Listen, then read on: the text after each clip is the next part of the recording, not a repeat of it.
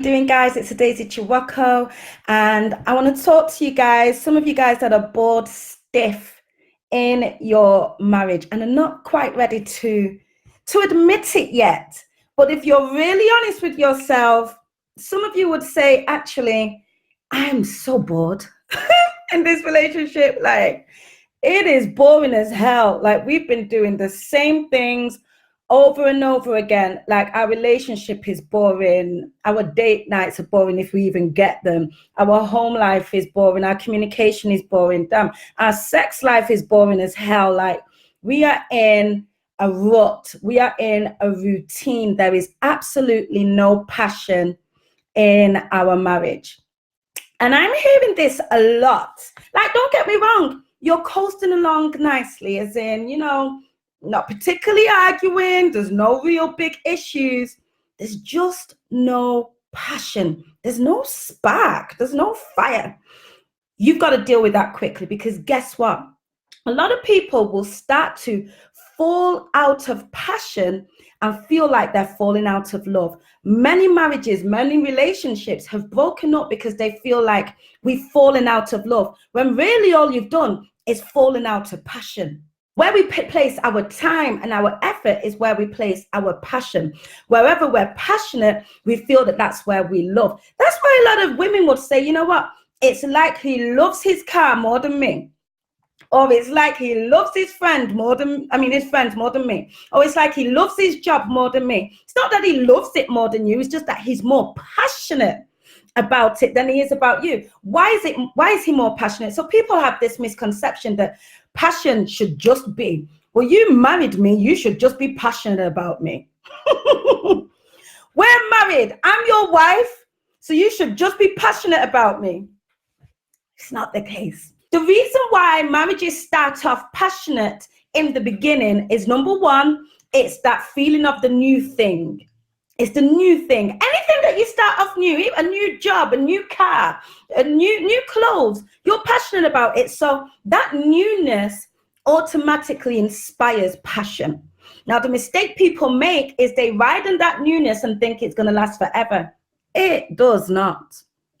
After a while, when the newness dies, something else has to replace it. That's when work comes in. That's why people say it takes work to keep the marriage. Not only work in building communication and all that sort of stuff, but keeping that energy, that fire, that spark there takes work. So we let the newness die out and we don't replace it with anything. And then after a while, guess what happens? We become complacent. Complacency steps in, which is one of the most dangerous things that you can have in your marriage. Because what complacency does is it kills passion. It allows you to take each other for granted. It makes you lazy. Doesn't mean I don't love you. Doesn't mean I'm not here for you. Doesn't mean I'm not being a good wife. But I'm in can't be bothered anymore mood. I mean, they're here anyway. I don't really need to put in any effort anymore. This person is here every day. I know what I'm getting. She knows what we're getting. We're riding along fine. Thank you very much. Boring as hell. And you guys are waking up 5 years, 10 years, 15 years later and wondering where your life has gone. Like, was this the great love? Was this the great romance? I'm a firm believer that our marriages are supposed to be our exciting place. I believe that our marriage is supposed to be the place of our passion. You know what I mean? Wherever you place your focus is where your passion is where your heart, where your passion is where your heart is. I said before, I know a number of women who complain about a man's work, his business. All he thinks about is his business. He doesn't think about me anymore. I'll tell you why, because he's passionate about it.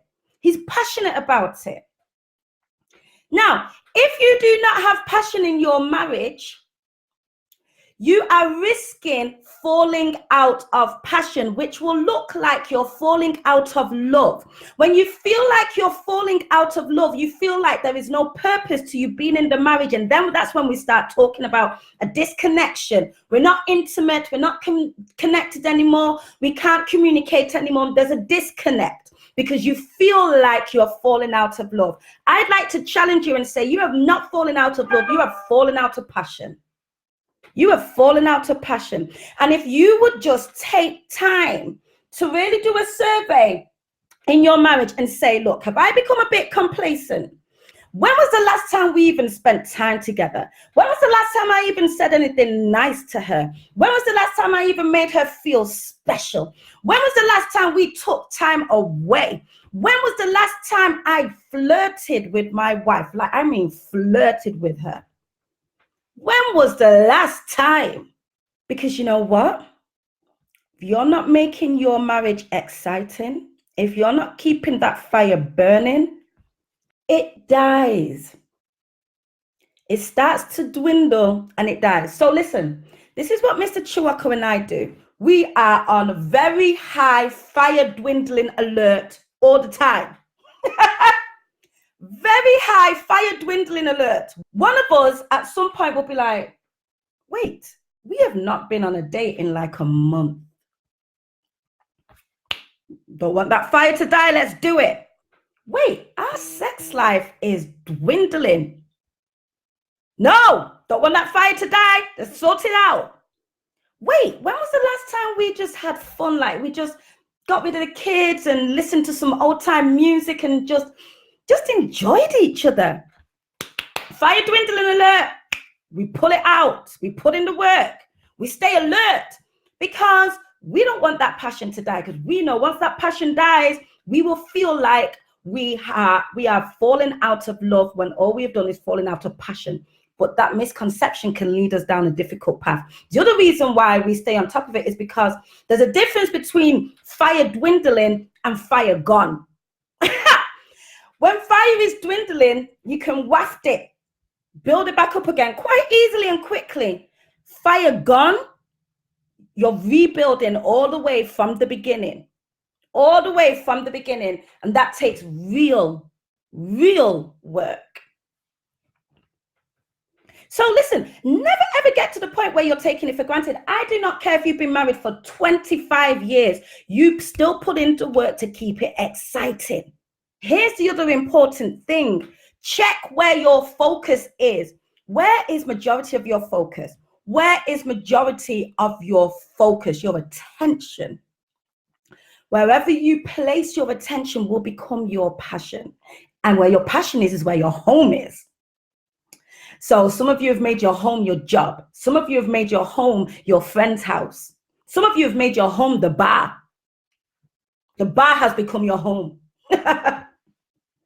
Many of you are bored stiff in your marriage. You don't even want to admit it. But listen, we're not going through, I am not allowing you to go through 2020 in the same way that you went through 2019, 2018, and the years before that. Bored in your marriage, same old, not really happy, nothing excited, just rolling on, just rolling. We're just rolling in this life.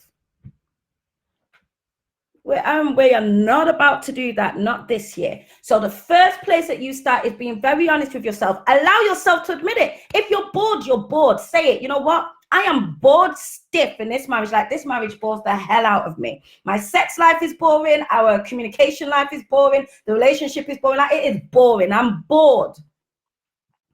Admit it to yourself. Because if you don't admit it to yourself, nothing's going to change. And you know me, I'm very much into self-reflection. Like, let me be honest with the situation. Let me be honest with myself. Because if I'm not honest with the situation and I'm not honest with myself, everything stays the same. Everything stays the same. And this is a lot of the work that I do with the clients that are on my coaching program. Like, we get very real. Like, I make you face some things that you have not wanted to face for a long time. And the reason why I make you face it is because unless we face them, they don't change. And then you go off and you live exactly the same life. And I'm not about that. I'm into transformation. Transformation and creation, because we have the power to do it. We have the power to do it. We just have to be honest and we have to make a decision. So if you take a look at your marriage and you say, deep within, you've hidden it down, but you're allowing it up. I'm bored. It's crap. then you can say, what am I going to do about it? Me. So what you don't do is turn around and say, yeah, well, it's because of him. It's because he's never home. It's because of this. It's because of that. No, we're not into blame game. Another thing that I teach my coaching clients, it's not about blame. It's about responsibility. So wherever we see a gap, we say, what can I do? So if you see the gap, if you're the one that's saying, whoa, fire dwindling alert, or fire dead, then you're the one that takes responsibility, and you come up with a plan and a strategy, and you stoke that fire back up. Yeah, you say, I'm not being bored in this, but I'm not going through the next 10 years bored in this marriage, which is the biggest part of my life. And then I'm teaching my children. My children are watching me and they're like, is this marriage? In comparison to what we see on the TV, like, marriage looks dead. Marriage looks dry. I don't want my sons growing up thinking that. I want my sons excited to get married because they've seen mom and dad have an exciting, passionate, fire-filled, adventurous marriage.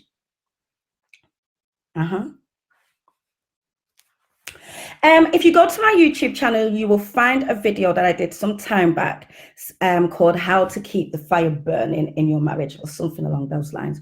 Go check it out. It gives you some really specific ideas. I'm also going to be doing a video today.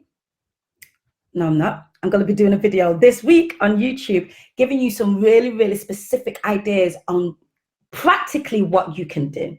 Like, really, I'm giving you a couple of ideas even just in this video. I'm going to really be specific on things that you can do so that you have no excuses. It'll be stuff for you if you're busy. There's always options. Things for you if you don't have much money. There's still always options. Things for you if you've got children. No excuse. Your children are there because of the passion that you once had.